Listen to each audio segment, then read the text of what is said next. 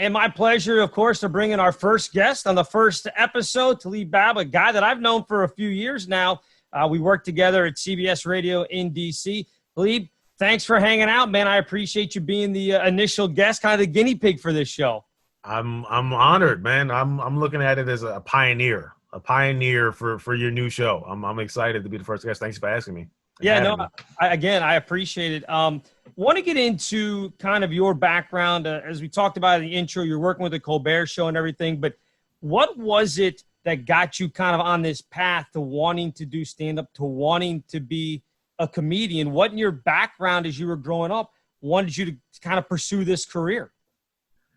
I think I was always funny, or I was always like I was cutting up in class, but I would never get caught. I was one of those kids that like I was really good at like getting somebody else in trouble. We were both laughing, but my friend would get caught. They would get caught laughing, and I would just step to the side and somehow escape punishment from the teacher. So even as a kid, it was always fun to just be goofy and just be funny and be silly. And just growing up, like I remember like my parents had cable, so I was watching I was like 12, 13 years old watching Chris Rock's Never Scared. 2004, like watching that and being like, oh, this is incredible. Well, watching Chappelle's show at like 11, 12. Shouldn't have been watching it, but I'm just like, this is incredible. Like South Park, Family Guy, just so many things. Martin, just so many things that like, whether I should have been watching it or stuff that I was probably like, I was too young to even get with comedy, but like I still found ways just always watching it, always being interested and intrigued by it, and like, yo, I kind of want to do this one day. This would be fun to try to step into. When you obviously guys like Chris Rock, guys like Chappelle, they're legends, and they're kind of your generation. I'm a little bit older than you, but they're kind of your generation's guys. How long was it before you got the idea of, oh, wait a minute, there's Richard Pryor and all these other guys that came before Rock and Chappelle, and that guy's amazing as well? Because I was a little young for Pryor, but kind of the same way with you. When I was 10, 11, 12 years old, and older kids in the neighborhood had the album, and you go sit in their basement and be like, well, I've never heard anything like this before, but it's funny. I don't know why it's funny, but it's funny. When did you discover the older guys? Again, the guys like Pryor going back, generation or so. The first time I watched a Pryor set, I never forget. I was at I think it was the second time I did comedy. I started comedy in 2011. The second time I ever did it and it was actually probably one of the worst times I ever did it. It was the first time I did comedy, killed. Thought I was gonna be a legend. Second time I did it, like 2 weeks later, paid show. The booker was excited, and before I even did the show, was sitting down with a comedian named Courtney Farrington, who actually lives in New York, and he I don't even know if he remembers this, but he was I think he was the headline that night. He was something, but he was much further along than me. He was telling me about Richard Pryor and what I should check out from Richard Pryor. So I remember 2011, I was in college, so I did the show, bombed terribly, and then he had told me about Richard Pryor live on the Sunset Strip. Yeah. And I went out and bought the DVD. This is when DVDs were still like useful, so I bought it, and that's when I was like, oh, this guy is incredible. And I'd always heard Chappelle and Chris Rock and everybody talk about Pryor, and I had seen movies with Pryor, and I'd seen documentaries about him and like Comedy Central, and then pay homage to him. But I think he had died in like 2006 or something like that. So I had seen a lot of memoriam stuff in those prior years, but I had never watched an entire special from him until 2011. And what was your first impression? Like when you watched that, you talk about remembering when it was. I mean, were you blown away? I mean, did you suddenly like get it when you remember guys like Rock and Chappelle and your buddy talking about Pryor? Was it that kind of that awakening when you went, oh wow, this is kind of where all of it's coming from? I'm kind of in that same vein. For sure, it was just like, wow, it all clicks. I was like, this is why we have Chris Rock. This is why we have Dave Chappelle. And it's funny because I honestly still to this day, a stat, kind of a fun fact that I've always found interesting is like, it was a couple of years ago I heard it, but like Eddie Murphy hasn't done live stand-up since 1990. That was the year before I was born. And so I remember as a kid, my parents had Eddie Murphy Raw, the VHS. And I didn't know what it was. Like I just saw Eddie Murphy Raw. I think that was when he had the red leather suit. Yep, I just remember the VHS, and I'm just like, what is this even about? Like, what is it? I had watched the Clumps, Nutty Professor as a child, but I didn't know that Eddie was this whole other person. So I remember one time my parents were watching it. My family was watching Eddie Murphy Raw, and like I tried to come in the room, and it was just no way. It was like a no-fly zone. Like I couldn't do it. And I had saw Raw. I probably didn't see Raw until I was maybe like in 10th grade, and I didn't understand. I didn't get. I was like, oh, this is why he's like this legendary. This is incredible. And I was like, why isn't he just stand up no more? Like, what made him stop doing stand up? But there's a lot of things, and I didn't understand so much history. I only had known Chappelle and Chris Rock and Eddie Griffin and Chris Tucker and those other guys from like the late 90s, Cedric the Entertainer, those kind of guys. When you look at your guy who grew up in the DC area, and obviously Chappelle, probably the most famous DC comic that's come up here recently, but when you first started out, how was the DC comedy scene as far as being influenced? Did you have to look outside and more nationally, or could you find guys that maybe aren't household names but like helped you kind of start down this career path? What was that scene like when you started out? When I first started, it was so when I first started in 2011, I was 19, and at that time, I don't know if it's still the same way, but at that time, basically a lot of the open mics and shows were at bars, which that is the same way still. But with that being said, I couldn't really get into those. Like it was rare because I was underage, so I really couldn't get into them. So I would, if I did them, I had to like be cleared like, you know, days in advance or weeks in advance. So honestly, the first 2 years of my stand-up career, I did stand up like maybe twice a month. You know, I didn't realize the grind of having to do it every single night and being like in the trenches. Like it was like day in, day out. You have to do this every single day to really get better at it and to develop your style. So when I first started, there were people that were very helpful, and the scene was growing because you could perform at least once a night. When I remember when I did start, people would tell you like maybe 2005, a guy like Danny Rouillet, CBS Sports Radio, he could tell you that it was less time, less stage time, less opportunity to get on stage because it was only, you know, maybe 4 open mics a week or 5 open mics a week. But now, or 2011 when I started, at that point it was about like at least every night you can find one stage. It might not be enough time for everybody, but there's at least one stage a night you can get on. And then by like 2015, 2016, when I moved from DC to New York, you could get on stage 3 or 4 times a night in DC. Like it just kept growing and growing and growing. And I remember when I was starting, guys that had been in it for a couple of years being like, "Oh man, y'all are lucky now, man. Y'all get stage time every night, man. We didn't have this. We had to go drive out to Virginia to get some stage time. We had to drive out to Maryland. But now DC itself, you can perform every single night 3 or 4 times a night. In Maryland, Virginia, you could probably at least once a night in suburban areas. I know you're still a young guy, not even 30 yet, but you've been doing this for almost a decade now. Do you feel like that comedy and I've never done stand-up. I've always been a big stand-up comedian fan. I've always been a fan of that kind of genre. I love going out to the clubs and seeing guys. So it's fun for me to talk to a guy like you that's done it. But have you seen in the decade or so that you've been doing it that stand-up has kind of come back and is more acceptable now? Because I feel like whether it's Chappelle, and he disappeared for a while, you know, obviously, but has come back and is murdered with this Netflix. I mean, his stuff is unbelievable for a guy who took time off. I think about a guy like Bill Burr, a guy like Burt Kreischer, those kind of guys that are just grinding day in and day out, doing stuff. Do you feel like it is now further along than it was in 2011, where you've got guys that you don't have to be the headliner getting a sitcom like maybe a Tim Allen back in the day, but you can actually build it through doing a podcast and going out and just doing, you know, tour dates and everything, and you end up being a pretty big name. I know Burr worked with Chappelle years ago, but he's kind of almost on that same level, name recognition wise, as Chappelle is now. For sure, yeah. Bill Burr is like, and it's funny, I didn't even realize Bill Burr, like, who he really was until maybe once I started doing stand-up. But I remember now, I'll go back and watch old Chappelle Show episodes, like he's in there. He's doing a lot of the sketches. And Patrice O'Neal's and those kind of guys. Kraft might have been the best sketch that he was in. I mean, he was fantastic in that. Yeah, and it took me, you know, as a kid, I didn't know who the hell he was, but, you know, I got older and I realized I became a student of the game and in the industry, and I was like, Bill Burr, this is Bill Burr, this is Patrice O'Neal in it. Like, so many legends were a part of the show. Paul Mooney just a part of the making of Chappelle Show. I do think now, like you said, it's much easier. It's not easier, but there's more advantages now for stand up. Like you can build it through social media, you can build it through Instagram, you can build it through TikTok, you can build it through podcasts, you can build it through vlogs on YouTube. Like there's so many avenues now. And you know, there's like I won't say gift and a curse, but there's good with the bad.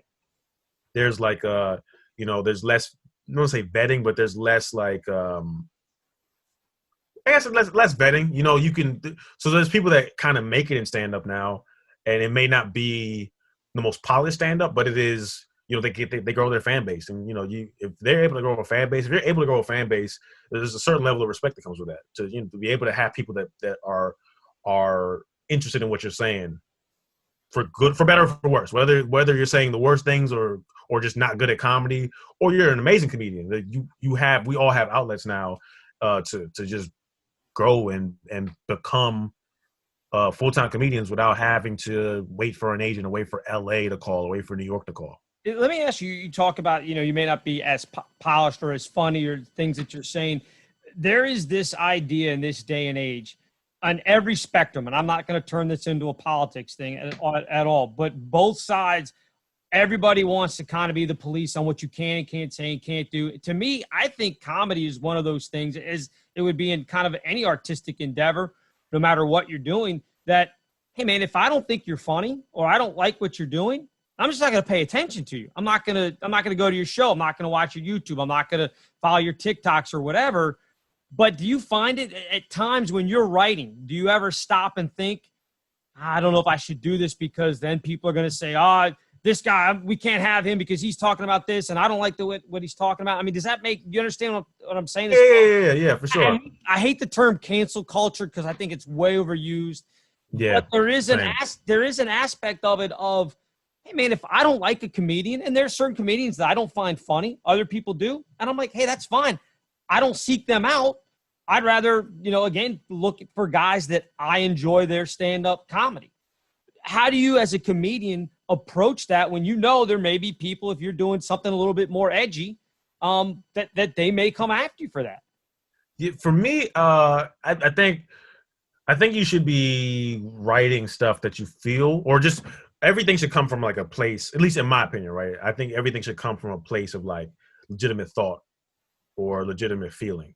So like if I have a feeling about something and I know my feeling or thought might not be the most mainstream, or if it you know, if it's a little edgier than what people are used to hearing or used to thinking, I definitely will have that pause when I'm writing, and I'm like, okay, let's see how I can deliver it. Let's see how can I make this palatable? How can I set this up where, you know, it may not be a popular belief or popular thought, but like, how can I deliver it or set it up or give it to the audience where they can at least hear my explanation or hear the whole thought through, or at least maybe understand that it's coming from an honest place. Exactly. And I mean, I believe anything can be funny. And Dave Chappelle once said, a lot of my life lessons have come from Dave Chappelle, and he once said in his special, maybe 2017, one of his Netflix specials, one of the recent ones, he said, everything's funny till it happens to you. No, you're a big NBA fan, and they've been able to finally get back to playing basketball again, and somehow they've got themselves the NBA bubble down there to leave. So how much comedy could you get from these guys? Because they've got like this snitch line now, right? Where if you see somebody out there without a mask on or they're outside the bubble, you're supposed to call some number and rat them out. How many guys are going to be like ratting out the Lakers or whoever, even if it's not happening, just to see if they get some kind of advantage out of it?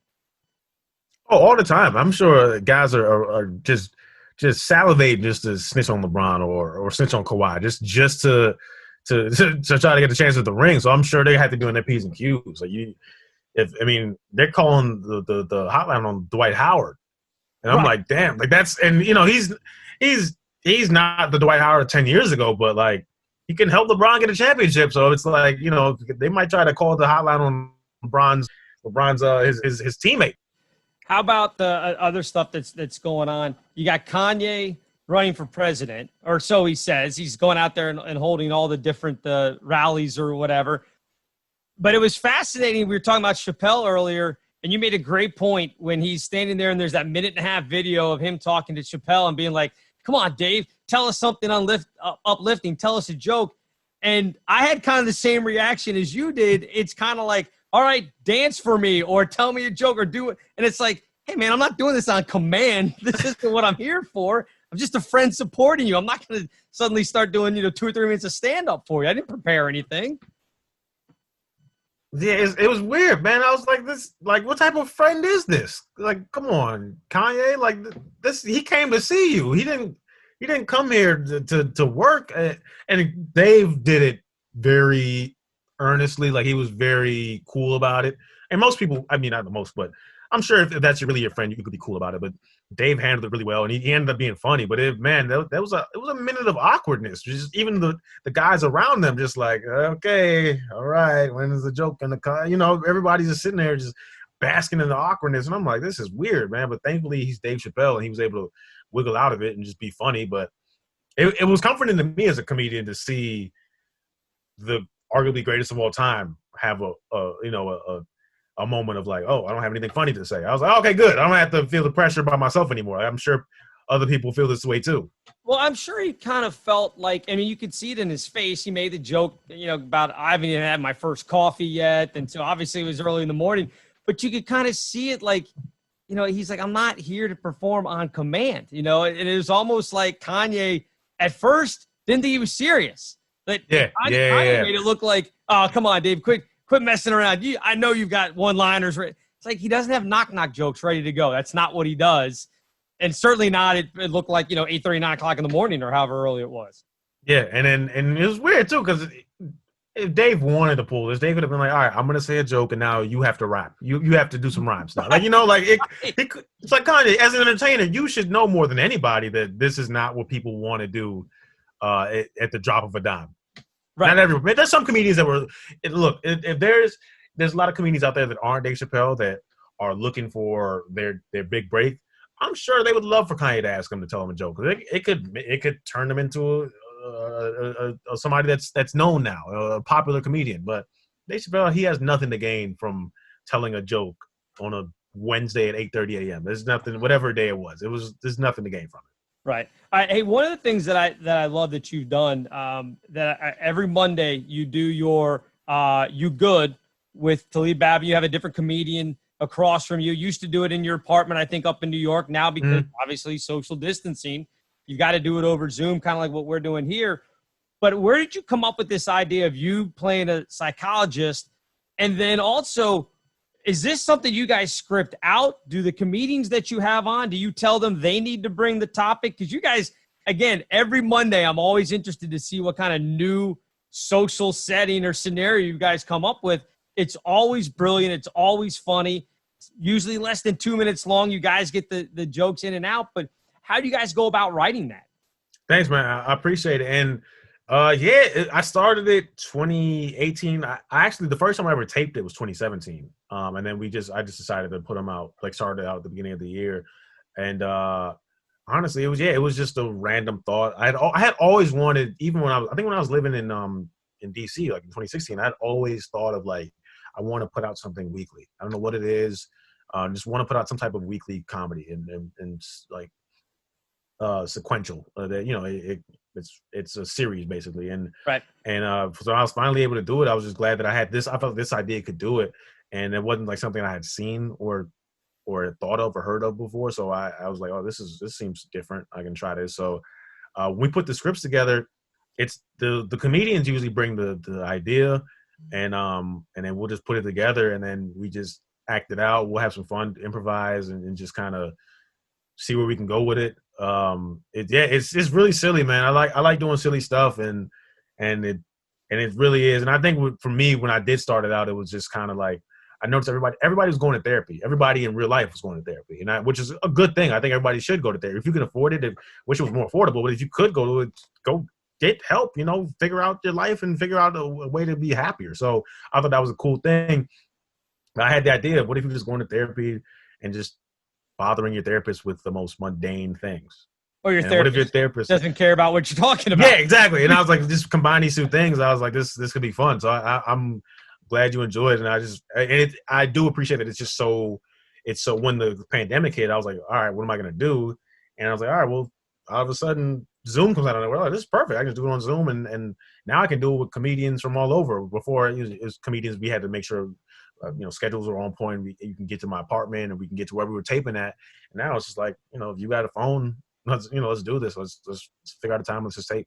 Do you usually approach the comedian, say, hey, I do this every Monday? I'm sure most of your friends, they're familiar with it. And so maybe they have some ideas. Or have you gotten now to the point, because you've been doing it so long and it's so much fun, that you have people contacting you saying, hey, man, I got a great idea for your Monday hit. What do you think? Here's this idea I have. And you just kind of go from there. It's both. Yeah, definitely. Most of the time it's me reaching out, but not a lot, but like good amount of times there have been people that just say, oh, I saw this and I would love to do it. And I'm flattered. Oh, let's do it. Of course. Like, I'm always open to work with people. So it's giving me personal time with comedians that I've never really spent too much time with. I've seen them in passing or I've seen them on stage. And, oh, yeah, they're funny, but I've never really spoken to them more than 5 minutes. So when we get to collaborate like that, it's really fun just to see, and we put together our like styles of comedy and just try to mesh. And it's really fun. It's a cool outlet to just collaborate with people and get to meet comedians and talk with them for longer than the average 5 minutes. And at a show when you talk to them in passing.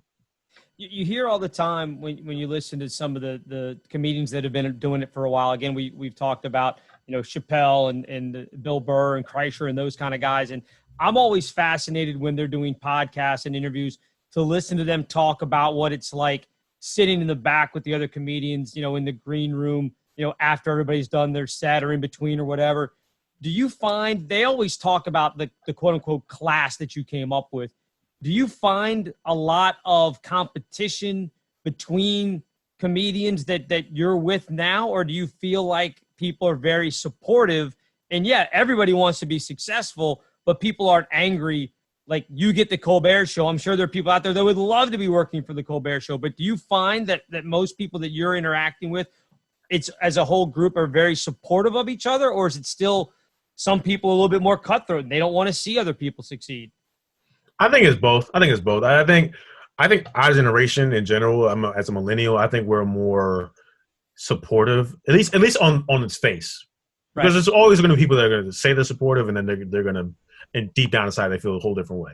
So I'm not naive to that, but I think for us, we're a little more supportive than let's say your generation, maybe the class above me, or maybe Chappelle's generation. They're very, very not even say mean, but like they're honest. They're brutally honest, and that's something to appreciate as well. Because a lot of comics sometimes, we're supporting comics that aren't really, they're like, you need to be better at this. Like, you need to work harder. And where as older generations were very much more upfront about that, of telling comics, that you need to be, this is trash. What are you doing? No, you need to rewrite this. So I think that there's a gift and a curse to that too, is of like, we're more supportive, but I think it's sometimes at a detriment to the craft. We should be supportive, but we should be honest without support about, hey, this joke is okay.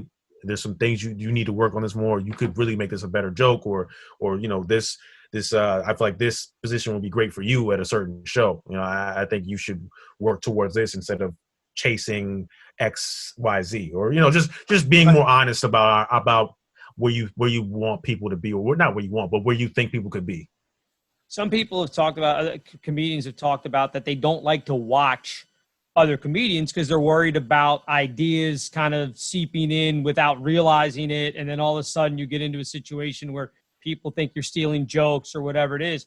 Are you somebody that can sit and watch other comedians and kind of help them, be objective and say, hey, I think you could punch this joke up a little bit?